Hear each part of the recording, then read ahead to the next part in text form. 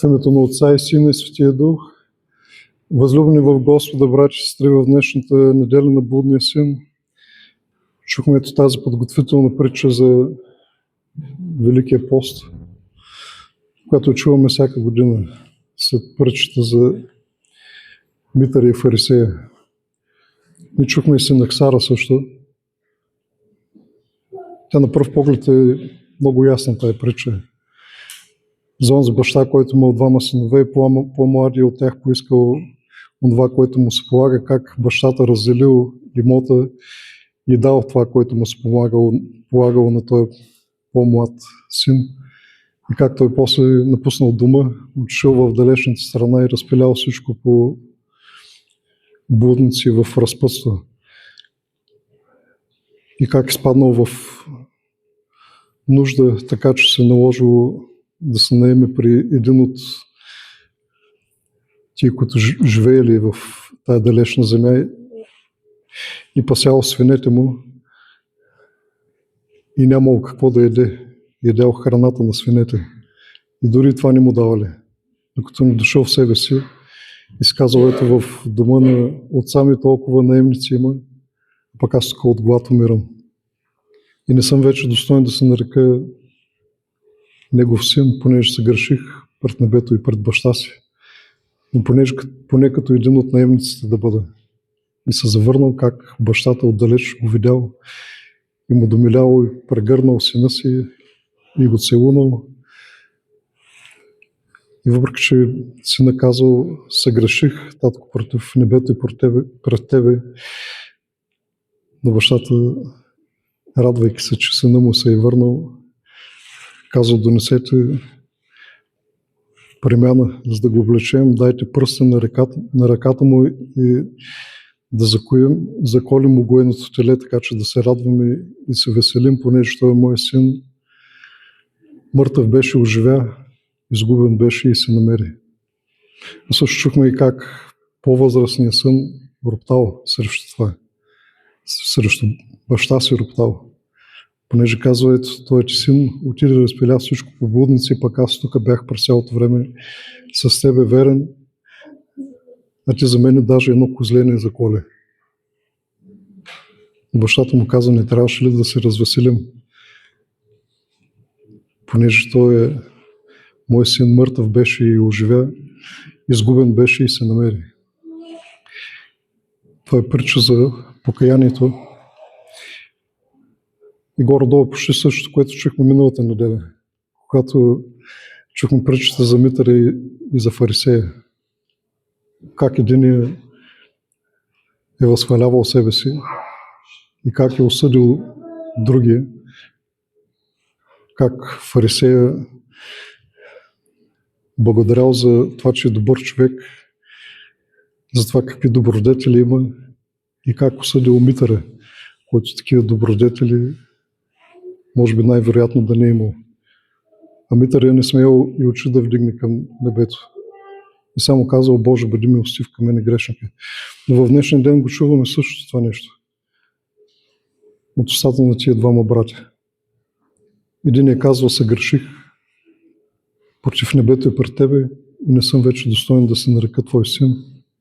Поне като един от наемниците си ме приеми. А другия син казва, аз не съм като той ти син, дето отиде и разпиля всичко. Дай ми каквото ми се полага на мене. Понеже едно козле даже не ме заколи, пък на той е угоеното теле заколи и се радваш, се веселиш за него. След като всичко това направи. Те не са много различни тия двама братя. Един е казал, дай ми което ми се полага, и другия казва, дай ми което ми се полага. Разликата е в това, че един се кае, след като се е осъзнал. И тая притча разбираме напълно, може да се отнесем към собствения си живот в нашите грехове. Също както и миналата седмица, може да видим къде се намираме по отношение на нашите добродетели, как гледаме на другите, които грешат. И самите ние дали сме такива като Митъра и като той блудния син. Дали признаваме какви сме наистина. защото това е покаянието. Човек да осъзнае и да признае истината за себе си. И това е началото на покаянието. В Митаре го виждаме това нещо вътрешно да се извършва като процес. В Блудния син го виждаме като действие външно. Как от далечната земя, след като всичко е разпиляло, се завърна при баща си. И колкото е ясна тая притча, толкова е трудна за разбиране обаче.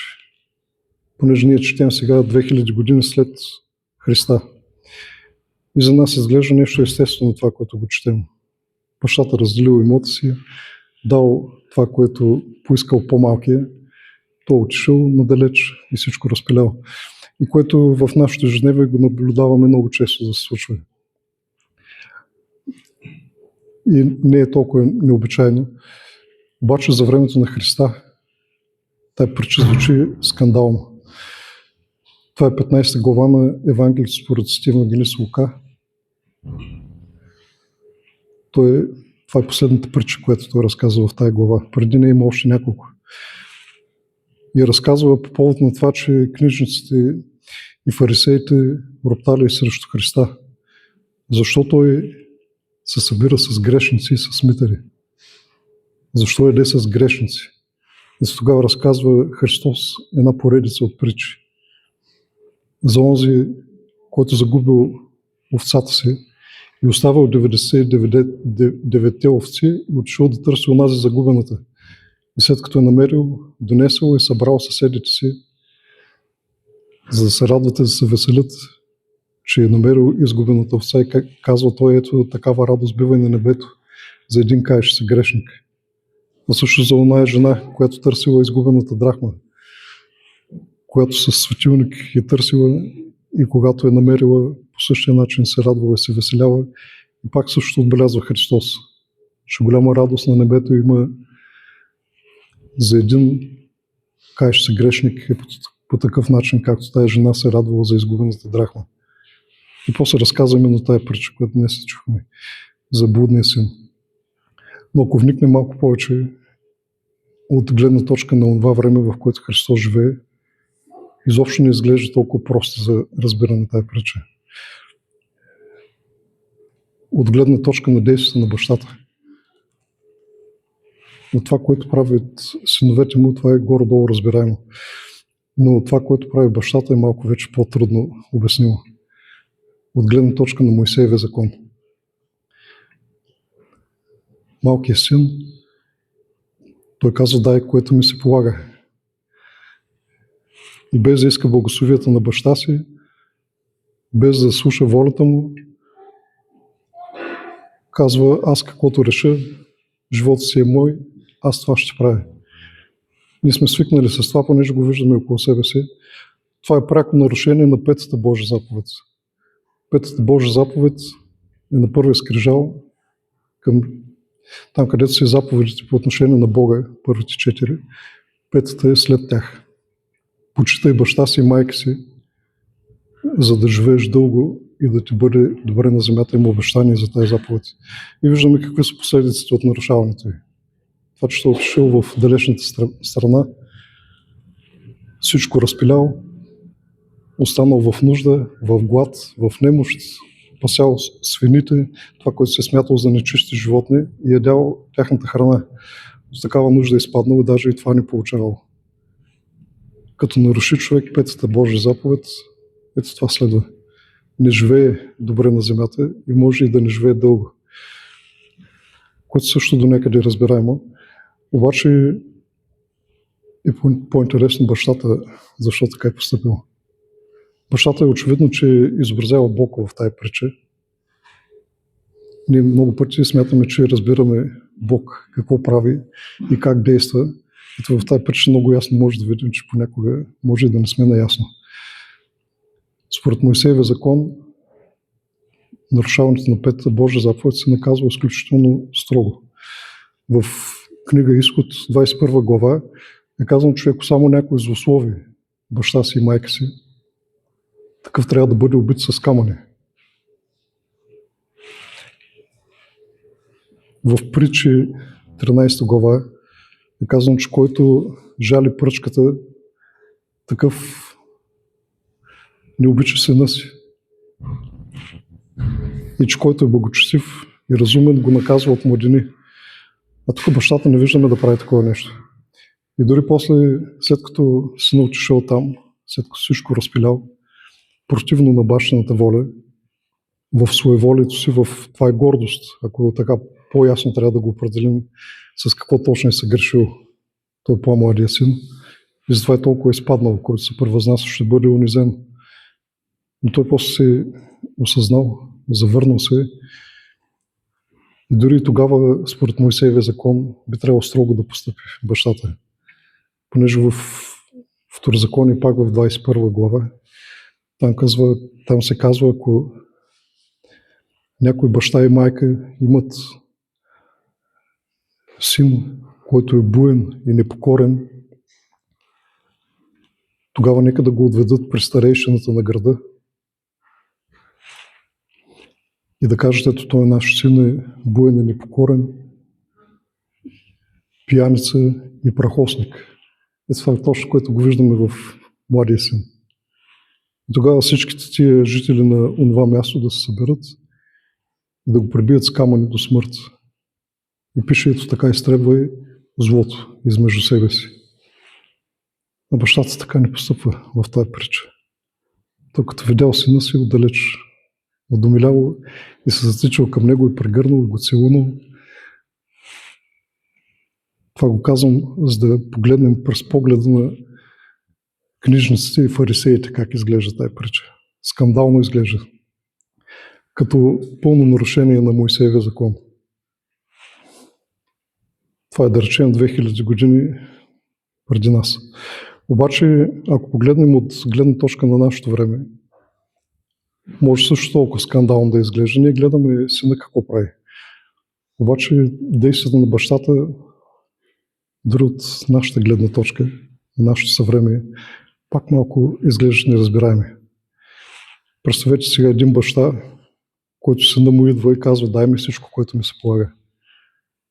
Те много пъти в днешно време децата така действат. Малко възприемат родителите си като някакви банкомати, че са им длъжни. И родителите дават, за да са щастливи децата, за да не им се сърдят, да не ги възприемат като лоши родители. И после отишъл този син, ето там в далечната страна. И бащата нищо не направил. В днешно време повечето родители биха се чудили какво прави сина им там. Биха отишли да ги следват, може би биха се чувствали виновни, даже биха пратили слуги, ако не отидат те самите. Биха следили какво става с този млад човек, който не е разумен, не е послушен и много вероятно да пропадне. Обаче бащата не го виждаме да прави такова нещо, което от гледна точка на съвремето пак изглежда малко скандално. Малко като че ли като безразличие изглежда, ако така го погледнем. Защото повечето родители в днешно време не биха постъпили по този начин. И това, ако гледаме към Бог, защото отеца в тази притча изобразява Бог и може да изглежда, и може да си мислим, че разбираме Бог какво прави. Обаче може и да не сме много наясно каква е точно Божията логика. Това е на много места е казано в Писанието, че моите пътища не са ваши пътища и моите мисли не са ваши мисли. И си го представяме като някакъв, който е като нас. Обаче, че Бог много ясно се вижда, че не е като нас. И нека си в Него се съединяват, както в 84-ти псалом пише, милост и истина се срещат, правда и мир ще се целунат. В Бог се съчетават любовта и истината по някакъв парадоксален начин, който за нас е малко трудно да го възприемем. Как точно Бог е едновременно справедлив и как така е любов, понеже тия две добродетели изглеждат до някъде противоположни. Той, ако постъпи по справедливост, трябва да постъпи по Моисеевия закон. Ако постъпи по любов, трябва да постъпи беззаконно, да наруши закона. И ние в тия понятия разсъждаваме. Но Бог ги съчетава и двете тия неща. И действително той баща, като постъпва по този начин, Тя наричана притча за блудния син, но също понякога наричат притча за опрощаващия баща. Тая притча. И ние е хубаво да го разбираме това нещо, доколкото така би трябвало да се уподобяваме на Бога. Ето виждаме как постъпва този баща. Той не остава безучастен. Неговата любов не е такава, която да следи човек и да го контролира. То така не би израснал този човек. А го остава да понесе последиците от действията си и не е безразличен. Както виждате, когато блудният син се е завръщал, то отдалеч го е видял. Наблюдавал е пътя, мислил е за него, отдалеч се затичал и го прегърнал и го целунал. И ако става така, че ние да отпадаме от Бога в нашите грехове, не е Бог виновен за това. Тук много ясно се вижда, че ние сами сме си виновни за това, че се отделяме от Бог, за това, че отпадаме. И тук говорим за покаянието най-вече и за любовта на Бог, който обаче е справедлив. Ние като казваме, че искаме да сме самостоятелни, сами да се живееме без Него, и Той ни дава свободата да го направим това нещо. Но после да изтърпим всичките последици, които биха се случили.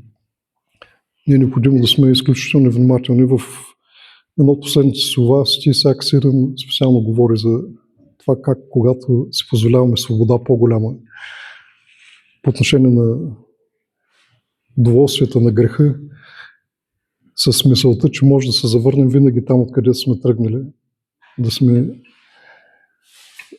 изключително внимателни тогава, понеже много често човек прави такава стъпка и си дава повече свобода, отколкото е необходимо, отива в греха и после се оказва, че е неспособен да се завърне назад. Тя е оптимистична тая притча, но не винаги историята завършва по този начин. Има много хора, които отиват от далечната страна и там си остават. Понеже ние четем за бащата, за двамата синове, но там в една далечната страна има жители.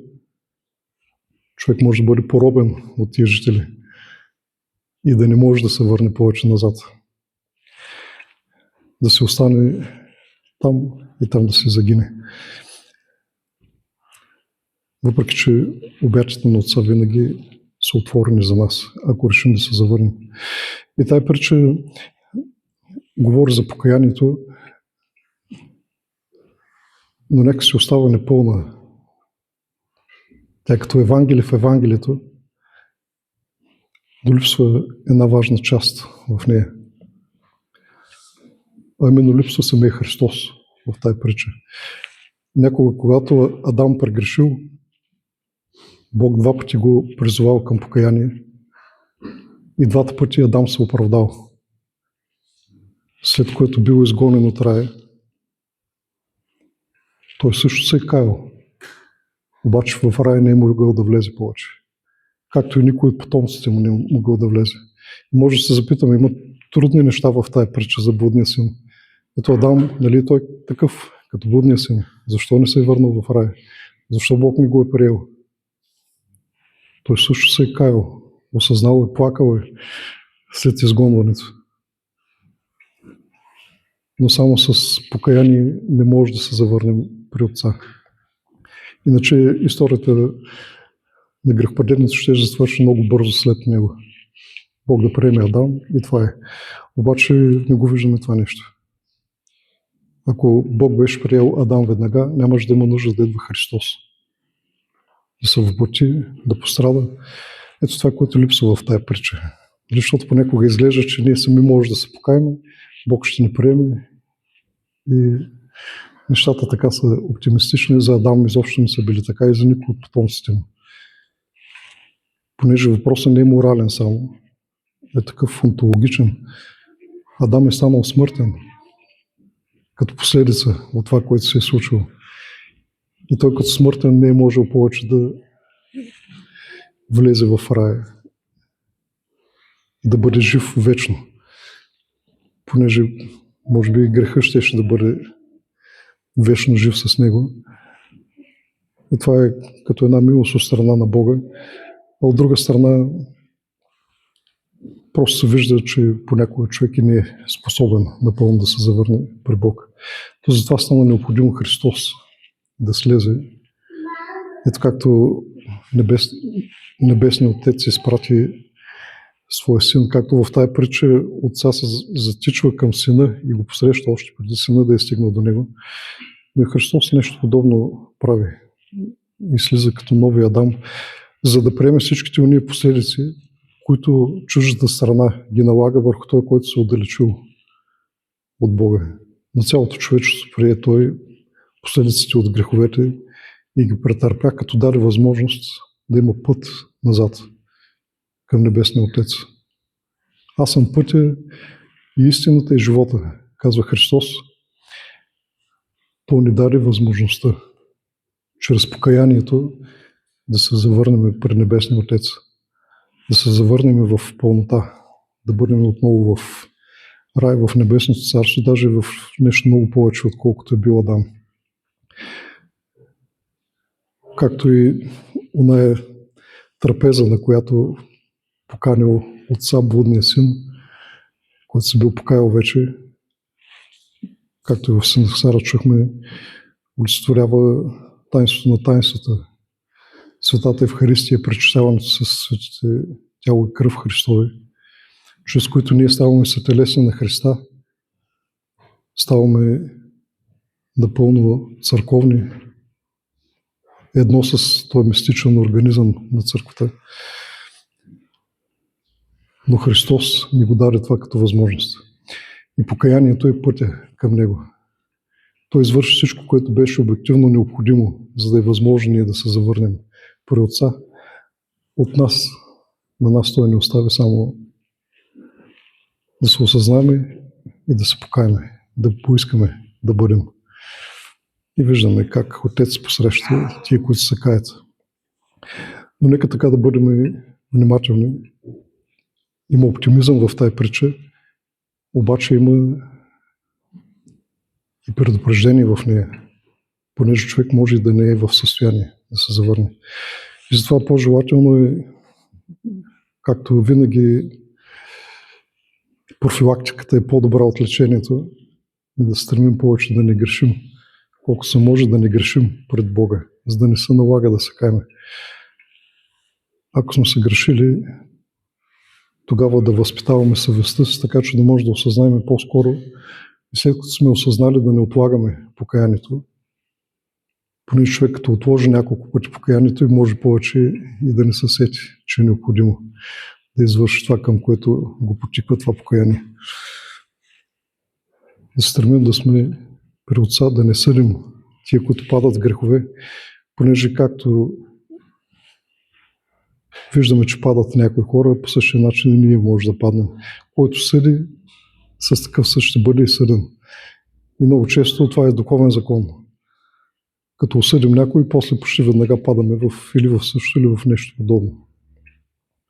Това опита го е показал. Да се стремим да не сме като той, който смята, че е верен, да не сме като фарисея, да се стремим да сме верни, но да имаме достатъчно смирение, за да не отпаднем, понеже в гордостта си съгрешил блудния син. И когато все пак се случи нещо такова, да се стремим, когато се осъзнаем, да се възползваме от всичко това, което Христос ни е дал, като възможност отново да бъдем с Отца, да бъдем едно с църквата. Църква това означава събрание, тия, които са едно в Господа. Ние когато грешим, се отделяме и от Бог,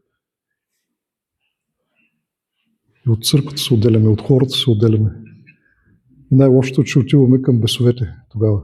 Понеже човек, ако не отива към Бога, по необходимост става така, че значи се движи към тъмната сила.